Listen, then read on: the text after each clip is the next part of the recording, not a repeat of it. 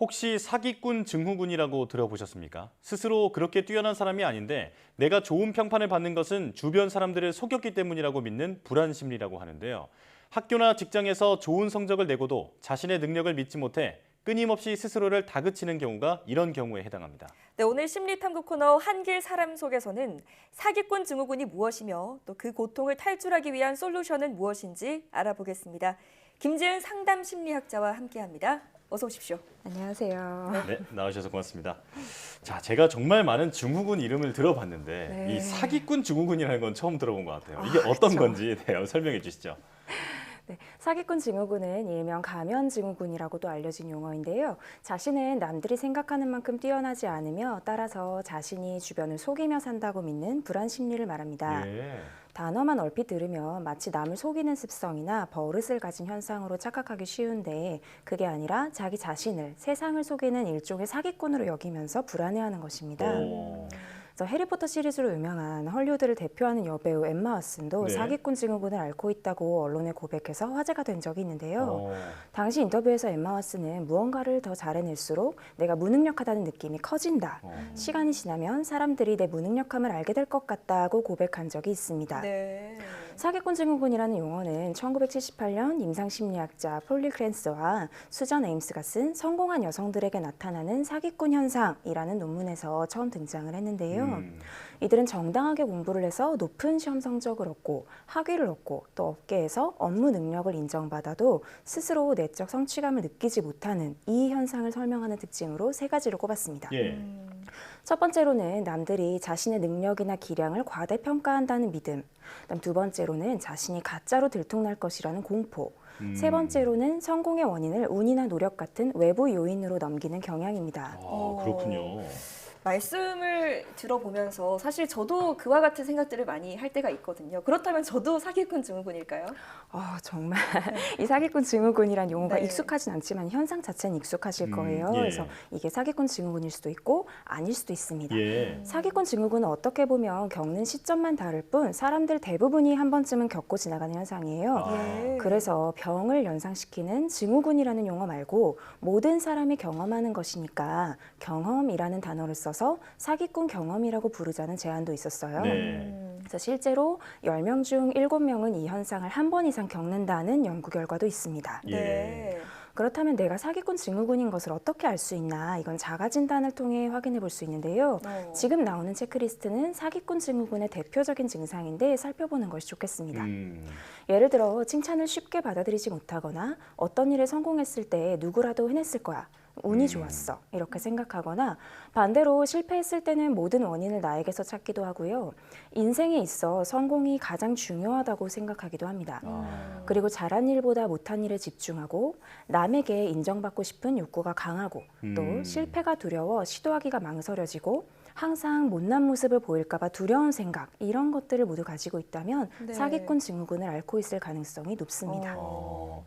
일이 잘 돼도 내 덕이 아니라 다른 사람이나 뭐 운이 좋았다. 뭐 이렇게 공을 돌리는 거고 또 일이 잘못됐을 경우에는 반대로 다 내 탓이다. 네, 이렇게 받아들이는 거라는 거군요. 그렇습니다. 참 힘든 심리 상태가 아닐까 이런 생각이 드는데 그렇다면 사기꾼 증후군에 빠지는 원인은 뭔가요? 사기꾼 증후군의 근본적인 원인으로는 아무래도 이제 자존감, 자기 확신, 자신감의 결핍이 있습니다. 예. 그래서 자신을 부족하게 느끼는 자기 평가 절하 심리가 이런 감정으로 나타나는 것이거든요. 그래서 물론 근거 없는 자신감을 갖는 게 좋은 건 아니지만 지속적으로 자존감이 너무 낮은 것도 정신 건강에 좋지는 않습니다. 예. 그래서 열등감, 좌절감, 우울감이 누적되면 우리를 너무 힘들게 만들거든요. 네. 그리고 또 요즘에는 SNS 때문에 이 사기꾼 증후군을 앓는 사람들이 또 많아지고 있다고 하던데 그 맞습니다. 이유는 뭘까요? 정말 이 비교를 당하는 감정 자체가 우리 자존감에 큰 영향을 주기 때문인데요. 현대에 가장 많이 나타나게 되는 비교가 SNS인 것 같아요. 네, 소셜미디어에서는 모두가 가장 잘나 보이는 순간을 보여주려고 하잖아요. 그렇죠. 그래서 그 순간을 위해서 어떤 노력을 하고 어떤 고통을 겪는지는 나타나지 않고 아주 좋은 순간들만 보이기 때문에 세상 사람들은 나 빼고 다 행복해, 나 빼고 다 잘났어 이런 생각을 하게 되기가 너무 쉬워요. 예. 나는 이렇게 힘들게 노력하고 있는데도 성에 차지 않는데 다른 사람들은 다 성공하는 것처럼 보이면 나 자신에 대해 의심하기가 더 쉽습니다. 예. 그러면서 또 자신도 과시하려고 이제 무리를 하게 되고 자존감을 네. 좀먹는 그런 악순환이 계속되는 게 아닐까 이런 생각이 드는데요. 네. 자, 그런데 이런 자존감 같은 감정은 사실 그 주변 사람의 영향을 많이 받잖아요. 저도 네. 어렸을 때 나는 왜 우리 형처럼 인기가 많지 않을까 이런 생각을 하면서 자랐던 그런 기억이 있는데 이런 사기꾼 증후군을 부르는 그 환경 요인도 좀 있을 것 같아요. 어떤 게 있을까요? 물론 그렇습니다. 그래서 사기꾼 증후군이 주로 인생의 과도기에 많이 발생을 하게 되는데요. 나는 왜 나를 가짜라고 생각할까라는 책을 저술한 산디만은 이 책에서 사기꾼 증후군이 나타나기 쉬운 상황의 예시를 3가지로 들었습니다. 네. 첫 번째로는 특정 분야에 처음 들어설 때, 두 번째로는 새로운 진로나 교육 과정을 시작할 때, 세 번째로는 직장에서 승진했을 때입니다. 그래서 개인적으로는 여기에 좀 보태고 싶은 것들이 비교군이 많은 사람일수록 사기꾼 증후군에 빠지기 쉽습니다. 예를 들어 좋은 기업에 입사해 주변에 잘하는 사람이 너무 많거나 아니면 학자, 예술가, 이른 나이에 성공한 사람들 예를 들어서 이제 첫 번째 작품인 대박이 난 그런 경우들 있잖아요. 예. 이런 경우에 사기꾼 증후군을 많이 호소합니다. 그리고 사기꾼 증후군은 가정 환경과도 연관이 있을 수 있는데요. 네. 예를 들어 늘 공부를 잘하고 똑똑한 형제자매가 있어서 알게 모르게 비교당한 경우 이런 감정을 느끼는 경우가 많고요.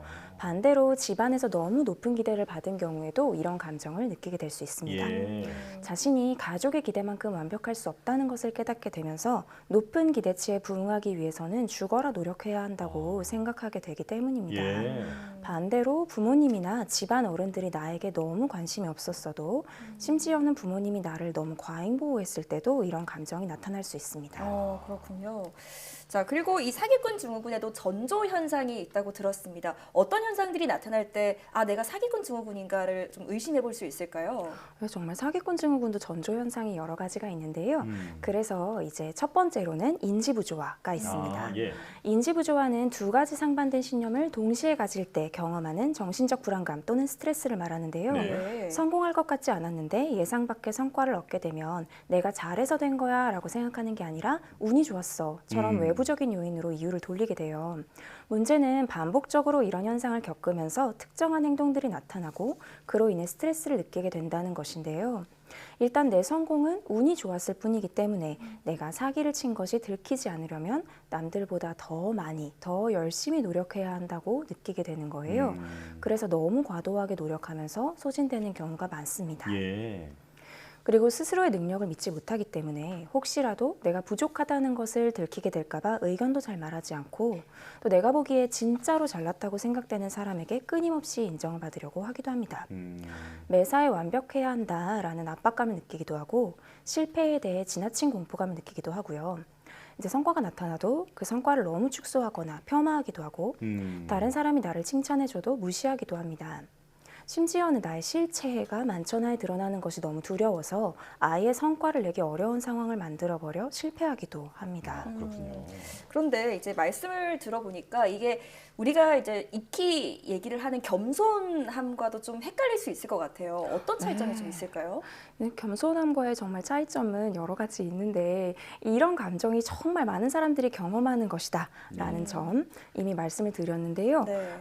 진짜 얼핏 보면 겉으로 보기에 굉장히 겸손한 사람과 이런 사기꾼 증후군, 사기꾼 감정을 경험하고 있는 사람의 차이를 느끼지 못하실 수 있어요. 하지만 주관적으로 이런 감정들을 충분히 느낄 수 있습니다.